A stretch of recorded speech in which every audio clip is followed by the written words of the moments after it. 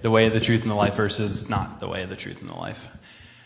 Because Jesus clearly says, I am the way, the truth, and the life. And I felt like that was asking Jesus this week, walking around in my front yard, what do you want me to share? Because I could share stories, I could talk. I talk too much and often too fast. And I want to, like I said, I want to get out of the way. And I felt like Jesus reminded me of this. I think this is really applicable to any sort of struggle or promise that God has for us in any time of our life, in any difficulty we go through. And so I wanted to walk you guys through, if you're willing, to listen to my story of one area of my life, probably the most impactful because it's kind of the first area of spiritual transformation. It's about a 28-year story, so bear with me.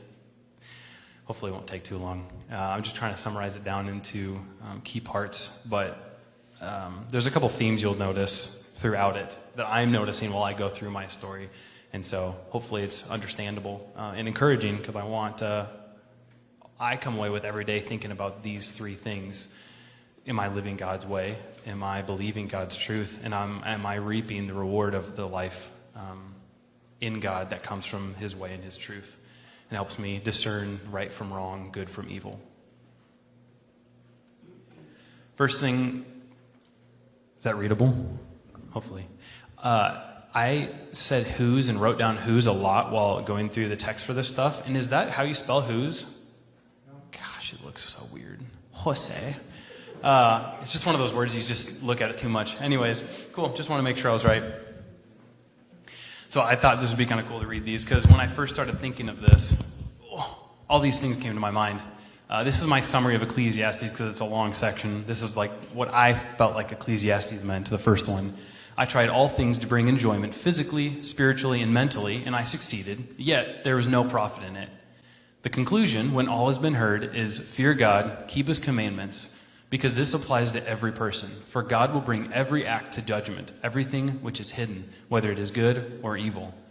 If that's too much, then I figured C.S. Lewis is here to help. It is just no good asking God to make us happy in our own way without bothering about faith.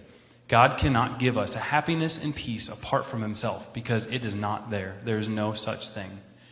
And if still doesn't really sit with you, Forrest Frank says it really well, and he says, I searched the world till my head hurt just to find out your ways better.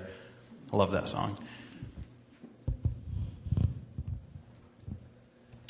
So from the earliest I can remember, I think it's just from my parents telling me when I was young, I had night terrors. Apparently that's a really common thing.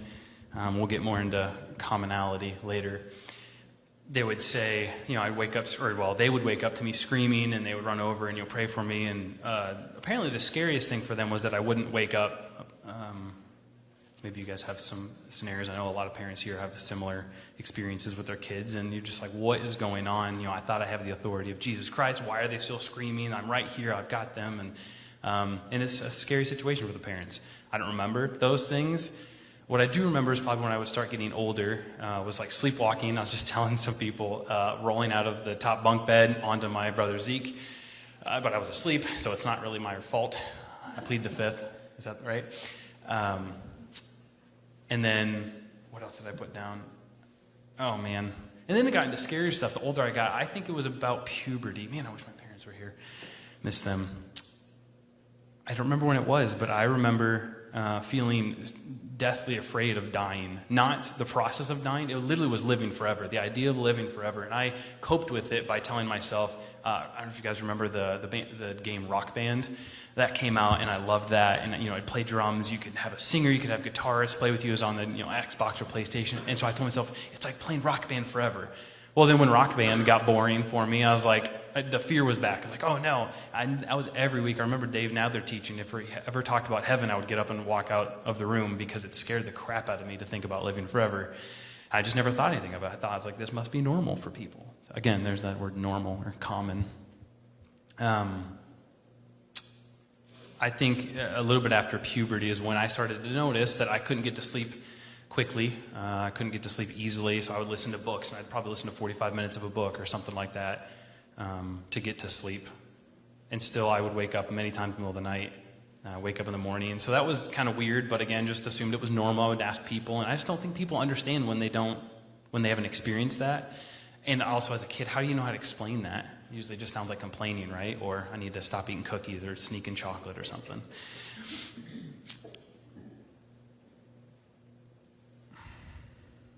I remember probably when I started working, I would be trying to go to sleep, and I don't know what you call it. I think you call it shortwave sleep, when you're kind of falling into sleep, and then I wouldn't produce a breath. It felt like just gasping, like I would just wake up gasping, and then my heart would race. I'd get really hot.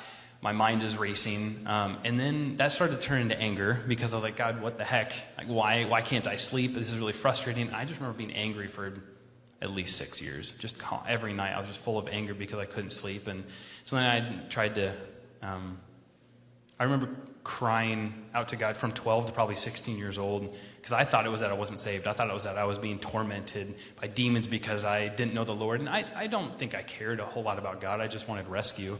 And so I remember multiple nights, like the sinner's prayer. I didn't pray that, but like that's what it felt like. I was constantly praying, God, like rescue me. I'm sorry for my sins. I welcome Jesus into my heart, because I thought it was like my fault for what I was feeling. More on that later, I think part of it was. So I actually, one of the threads throughout this whole thing is that I think this life is necessary, or no, we have to have other people that encourage us. I think God can do that if we're on a deserted island by ourselves. God could still encourage us, but I think he wants other people to be included in that. And so I'd say Delane was maybe the first person that I remember in this journey specifically encouraging me. And she's like, you need to go get a sleep study. I was like, what? No, like this is just the way I am. It's always been this way. What are they going to find out? Nothing. I don't have, sleep apnea. I don't need a CPAP. There's nothing you can do for me. But I ended up doing it, and it was miserable. I still have the notes. Let's see if I remember, though.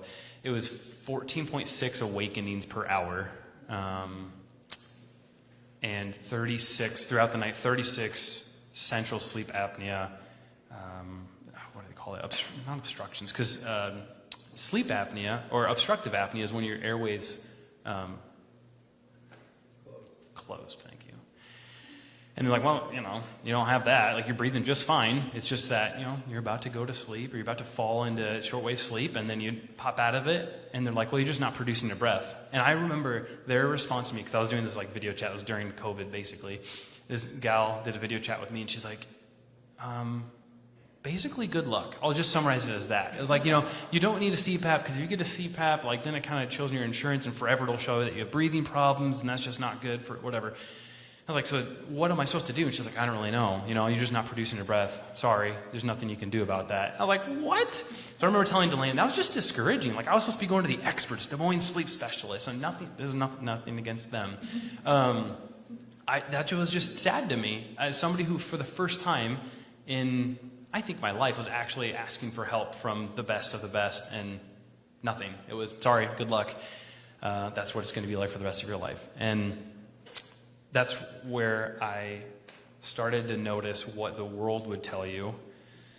And it's probably true. That's the best, science can give us those days. And still, actually, sidebar, just went to a dentist last week, and he opened his own sleep. It's a dental place specified for sleep. So it's basically the same thing. But he's also a dentist. And I was telling him about my story. Well, I asked him some questions first to poke and see what he would say. And he basically said the same thing. I was like, what happens if you have central apnea? And when I told him my story, this basically what I'm going to tell you in the short version, he goes, oh, like that was it. Still nothing. Like, if you can't prove it with science, it doesn't matter. Nacho Libre. So that's when I started investigating the world's truth, which is good. I think you should, Google things or ask about ibuprofen or whatever you want to do. God's made science, so obviously science is helpful. So one of the cool things, going on this theme of other people encouraging me, a friend of ours, Jake, was over at our house, and I was just telling him about the sleep study results, and he goes, oh, have you heard of Andrew Huberman? No. He says, well, there's this podcast, and it was a 6-series podcast on sleep. I listened to all of his podcasts, and then within 2 months, I listened to 90 of his podcasts, because I just was trying to get all the information I could on sleep and on health, and I read so many books, I watched so many YouTube videos, it was probably 6 months of just straight research and studying, and it felt like I knew everything there was to know about sleep, other than dreams. No one still understands dreams, except for God alone, right? And that helped a little bit, getting sunlight first thing in the morning. If you want any tips, I've got them, and I believe they're true based off of even like scripturally. So that's pretty cool. But it didn't really work. There was still, I think most of my life from puberty up, I slept maybe 2 nights out of the year well. I would wake up feeling rested, and the rest of the nights was miserable. Delaney and I, our first 4 years of marriage without kids, she would let me sleep in. She would have me sleep in. She made sure that, she would take care of breakfast and all that stuff. I would probably sleep into like 8:30, and I kind of had an agreement with my boss just because I didn't sleep well. I needed to be in bed for like 12 hours to sleep for 7 is what it felt like. And again, I just assumed that was my life, my lot in life. There was a time after Matthew was born, because it just started ramping up. It got worse and worse, and Matthew was born, and then again, Delaney is just encouraging and always helpful and kind and merciful. She was like, you should go sleep in the basement, which I thought was like a go sleep on the couch kind of thing. But no, she was actually being kind. And she said, seriously, go sleep in the basement, try that. See, maybe it's because Matthew's crying, and I just want you to sleep well. I'm fine, I don't need help. So I go in the basement, we've got a queen bed down there, and we have 2 stories, so it's 3 stories below it. You can't hear anything. And it was worse. That was when it clicked with me, and so I just called it my fear exposed. Because I always thought I wasn't an anxious person. I wasn't afraid of anything. I knew what was true about God, and fear not, for I'm with you, says the Lord. Knowledge isn't enough. I remember laying there and drifting off into shortwave sleep, and I heard Delane running across the stairs, 2 stories above me, and her screaming that Matthew's dead, and me just feeling utterly afraid. And that was it felt like when I was afraid of heaven, or afraid of dying. It was miserable, and I panicked, and that was the first night. I just said, oh, this isn't physical. This doesn't matter about I think I bought 9 pillows by that point, like over $100 pillows. I spent a crap ton of money on pillows, on blankets. I bought mattresses because I thought it was me being too hot. And I was like, this isn't physical. It's spiritual. Why have I not asked you? Like, I've been following you for 12 years at that point, and I haven't freaking asked you. That was rough. But it was awesome. I want to read some of these. Ezekiel 36:26, because I wanted to start looking at what does God promise. In that moment, I felt like I had no idea. I will give you a new heart and put a new spirit within you, and I will remove the heart of stone from your flesh and give you a heart of flesh. I will put my spirit within you. Romans 8 and 1 Corinthians 10, check me if I'm wrong, but I'm pretty sure this is what those say. God's Spirit searches the heart of God. No one knows the heart of God except for Him. And in the heart of God, the Spirit of God reveals His heart to us through His Spirit, which Paul says is in our spirit. And then James 1, if any of you lacks wisdom, let him ask of God, who gives to all generously and without reproach, and it will be given to him. And I just felt like I hadn't done that. Any of those things, I hadn't focused on that. I hadn't thought about living out of my new heart and my new spirit related to this. I just thought, this is my battle. I've got to take care of it on my own.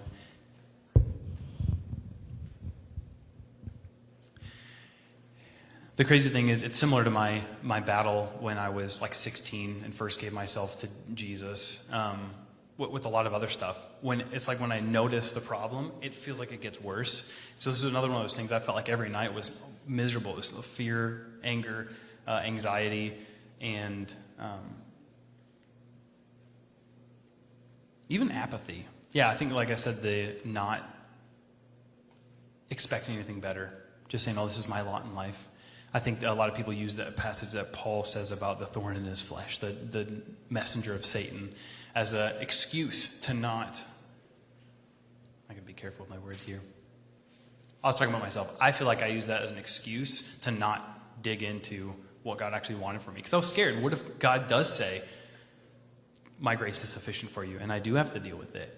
But what if he doesn't say that? What if he says, that's not from me? That's a scary place to be in, because that's what submitting yourself is. And I remember the first verse that encouraged me. That night when that fear was exposed, I remembered a friend of ours. They almost lost their boy, Kelsey. And I remember her posting on Facebook. I was like 2 weeks old. Sorry, I wasn't planning on asking you, Jess. I'm just going to look at you like Andy does for Jess. I think their fourth or third boy was like 2 weeks old, and she posted on Facebook. There was multiple nights. It was basically like, we don't think he's going to make it through the night. We don't think he's going to make it through the night. And she posted on Facebook, the Lord gives and the Lord takes away. Blessed be the name of the Lord. And I remember saying to God, I just said, I'm going to start trusting you. I said, I don't feel that, but if that's true, like you've given me my son, I absolutely adore him. You can take him at any time. And I'll also praise you every morning that you don't. And so that took, I'd say, 2 months. I think of saying that every night, like 20 times a night. Every time I felt that pain. Oh, that reminds me of another awesome verse that I'll wait for later. But Dave encouraging me to read Psalm 34. Oh, no, that's the part. Oh, man, I timed this so well. Would you guys be willing to do a little bit of Bible study with me? I'd say there's probably like 90 references that in my heart like come to mind when I think of sleep in this struggle with anxiety. But I summarized it not to 90, to like 6 of them. And so if you're willing, I'm going to start from 2 Chronicles. So 2 Chronicles 16.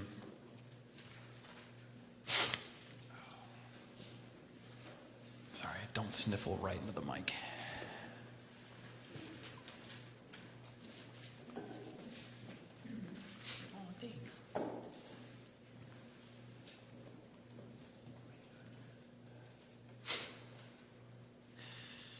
This is a really cool story, and I'm not going to talk about it because we don't have time. One of the coolest things in the midst of this, there's so many things highlighted in here. I started highlighting this time through my Bible of God's interactions with us, and it's one of the coolest things in my mind to focus on when we read through Scripture. Not just the history, not just the facts, but what does God say about his relationship, what he wants with us. And 2 Chronicles 16, verse 9, for the eyes of the Lord move to and fro throughout the earth, that he may strongly support those whose heart is completely his.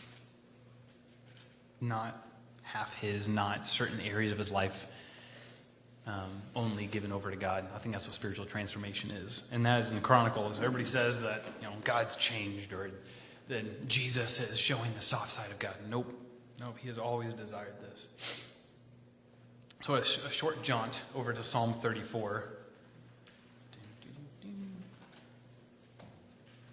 This is the one I remember when I was starting to fight this fight and not just give in to it and not be afraid and anxious. I remember Dave Nather sitting on his porch and just saying, I remember breaking down and just being like, my dreams scare me, or I can't sleep well, or just telling him a little about this. He's known about this. And I remember him having me open up Psalm 34. He just said, would you just read that? So I read the whole thing. I'm not going to right now. But then I was like, okay, but I pray that at the beginning of the night. He's like, every time it comes up, you pray that. And that was one of the most helpful things for me too. Just a reminder, like it's a fight, it's a constant fight. And so I'm not going to read all of it, but if you would with me, starting in verse 4. I sought the Lord and he answered me and delivered me from all of my fears. Verse 6. This poor man cried and the Lord heard him and saved him out of all his troubles. 7. The angel of the Lord encamps around those who fear him and rescues them. Verse 17.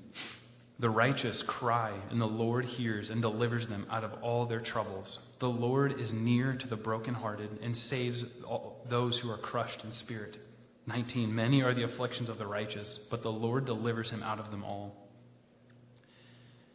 I just turned that into a prayer, and I pray that every night, most nights.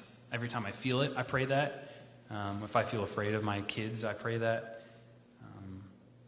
Matthew started to pray that sometimes, like, oh, do you want to pray? And he goes, yeah. Crap, where's Delane?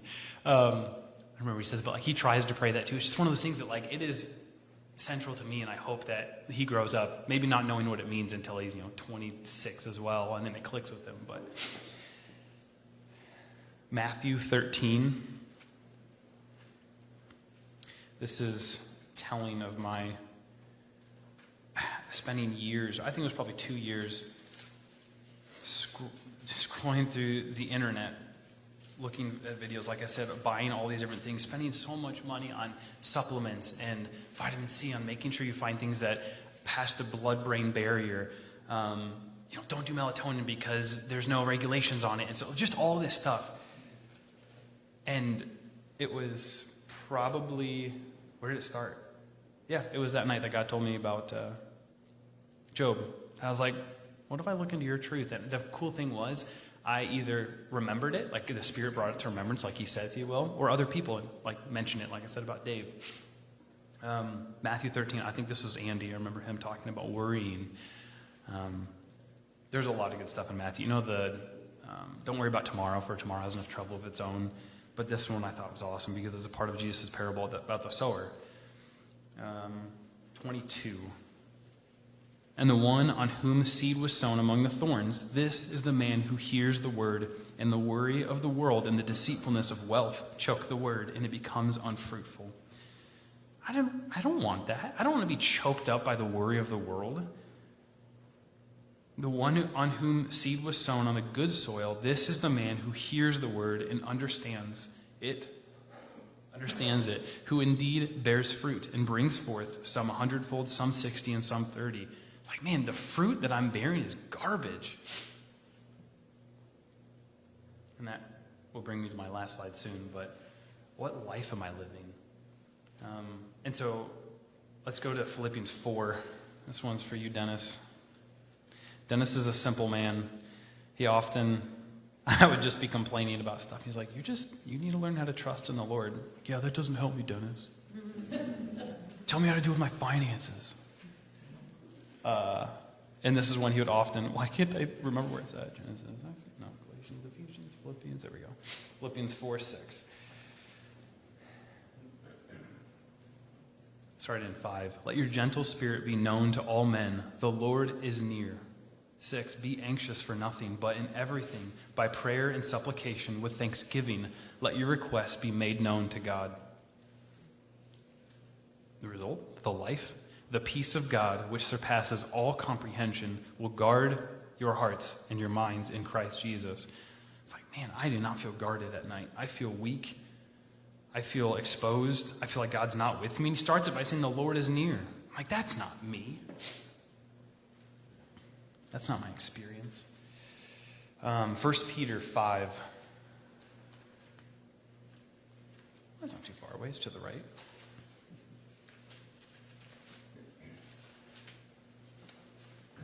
What the? Oh, 11:09. Perfect. 1 Peter 5, verse 7. Oh. Starting in 6. Therefore, humble yourselves under the mighty hand of God, that he may exalt you at the proper time, casting all your anxiety on him, because he cares for you. I don't think it's hard to cast your anxiety on him, but I think you can only truly do that if you believe that he cares for you. This one's kind of fun. Revelation 1:17. This was a recent revelation. Revelation 1. Not the whole story, but John's on whatever that island's called, like Patmos, and he is taken somewhere by the Spirit, and then he hears a voice behind him, and it's Jesus speaking to him. I just find it odd that it says he listens, basically, and then he doesn't turn around for a while. And then when he does turn around, I turn in 12, then I turned to see the voice that was speaking with me, and he describes Jesus, supposedly, and it seems a little scary, a little crazy. And 17, when I saw him, I fell at his feet like a dead man, and he placed his right hand on me, saying, this is where I was expecting him to say something like, hey, no, I'm not going to hurt you, don't worry, bud. He doesn't. What does he say? Do not be afraid. I am the first and the last. He says who he is. And the living one, and I was dead, and behold, I am alive forevermore. And I have the keys of death and of Hades. And when I read that, it reminded me, when last night Matthew fell out of his bed. Poor guy, we should not have put him in this big of a bed, but it's like this high up off the ground. He doesn't sleep still. And he rolled off and he falls on the ground. And the first thing, just instinctively, maybe my dad and mom did it to me, but I've never been like, hey, you're okay, you're fine, you're whatever. I'm here. I got you, buddy. I'm here. Daddy's here. Daddy's got you. And I just, every time something happened, every time he's scared, he's throwing up in the middle of the night, whatever, I grab him and I'm just holding my arms tight. I'm just, I got you, buddy. Daddy's here. Daddy's here. And I'm like, I think that's what God does with us. He doesn't just tell us facts and knowledge and all that stuff. He says, the Lord is with you. I will never leave you or forsake you. And if I can do that, if in a perfect man like me, that's what Jesus says. If I can do that to my son and love my son well, in my mind, how much more does Jesus or God or the Spirit or angels take care of us when we are crying out to him and humble? Oh, and to think I believe that God was an angry God, always looking for opportunities to smite me. What movie is that? Smite me, almighty smiter. Probably shouldn't bring that up. Oh, Bruce Almighty. Yeah, there it is. So then, I just wanted to know what's God's way. After all this stuff, after all this studying, I looked into the world's view. I looked into God's view. I'd read all this stuff. And I go, okay, knowledge is awesome. I want to believe that. What's God's way? And I think it's awesome that maybe in the last 2 years, yeah, it's been about 2 years, Jess, I don't know if you remember when you, Andy, and I were in your house, and we finally started talking about what does the way look like, and what does it look like to abide and to trust in God and to listen to him. And I thought of it like, oh, actually.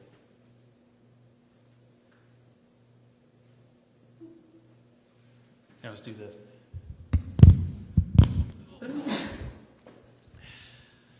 Peace I leave with you, my peace I give to you, not as the world gives do I give to you. Do not let your heart be troubled, nor let it be fearful. That's a choice? What? 1 Corinthians, now we have received not the spirit of the world, but the Spirit who is from God, so that we may know the things freely given to us by God. Oh, that reminds me of he who is in you is greater than he who is in the world. It's such a thread. The world gives something and God gives better. My summary of the Proverbs thread, again, correct me if I'm wrong somewhere, but if you look up in my handy dandy accordance app, if you look for rest and sleep, and you put together all the things, I wanted to know, what does a life look like related to sleep? This is the life of the one who trusts in the Lord. When you lie down, you will not be afraid, and your sleep will be sweet, and God's truth will watch over you. The fear of the Lord will lead you to life, so that you may sleep satisfied, untouched by evil. What? That is not what I experienced for 25, 26 years of my life. That was the opposite of what I experienced. So either A, God's wrong, and he's lying, and it's just for some people, it's just for King David, or something's wrong in what I believe and what I'm experiencing. And so I chose the latter. I figured it's probably me, not God. I think God's life is, God's way is Jamie Winship. I appreciate the way he explained it. Or he kind of boiled it down into 2 questions. What do you want me to know, and what do you want me to do? And when I started asking along those lines before I heard Jamie Winship, a lot of it was abide in me, trust, and listen. And a lot of times that looked like, I've had so many nights where I couldn't sleep, and it was the most joyful nights of my life, because instead of being angry or apathetic or anxious about it, I go, oh, what do you want to do? What do you want to talk about? I had a night where I think I was up for 6 hours straight, and I wasn't angry once. And it was one of my favorite nights I've ever had. And I was just praying over my home. I started on the top floor of my house, and I prayed over my wife and kids. I went down to the main floor and prayed over like my city and people and my coworkers, just things, people. God was bringing everything to my mind that he wanted me to pray for. And then I walked over to my basement stairs, and I looked down, and I was like, nah, I'm not afraid of the dark. But I felt like God said, go down there. I was like, oh, all right.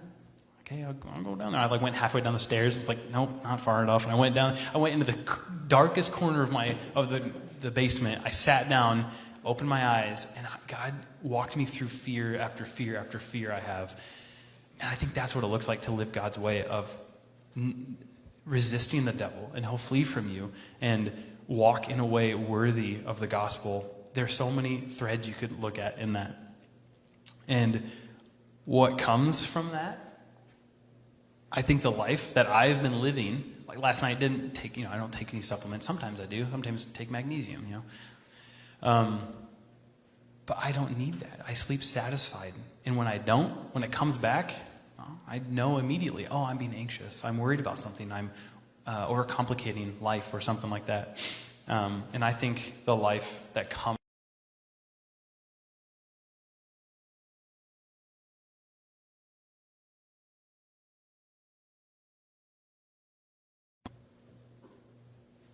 way in me and lead me in the everlasting way.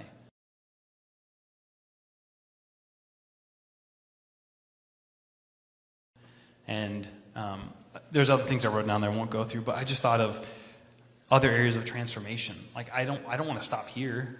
Sure, it might seem like it's overwhelming, but like this has been 28 years of my life of wrestling with one thing, and that's just one area of my life to give it to God. And it's not a burden. I think that's the beauty of him saying, cast your cares on me and your anxieties, and you who are weary and heavy laden, come to me and I will give you rest. Like, okay, if you're saying it, I'm going to choose to believe you, and it might take me 2 months of saying it. You know, it might take me singing the whole song, It Is Well, before I actually believe that it's well. And I think that's okay. I think God empathizes with our weaknesses. I think it says that somewhere. So I just keep asking myself, whose way am I walking in? Whose truth am I believing in? Whose life am I living? And I think if I keep doing that, it'll be simple and easy for me to recognize when Satan's trying to ruin my life that God's promised me. So thanks for walking through that with me. It means a lot to me. Jesus, thanks for today. Thank you for our friends and our family. I pray that you would bless each one of us and teach us how to be a blessing to others. Help us to be honest, to confess to you, not just tell sins, but to be honest with our fears and our worries and our anxieties. And you promise us that the angel of the Lord will deliver us from everything. So help us to trust you and believe everything you say, not what the world says. In Jesus' name, amen.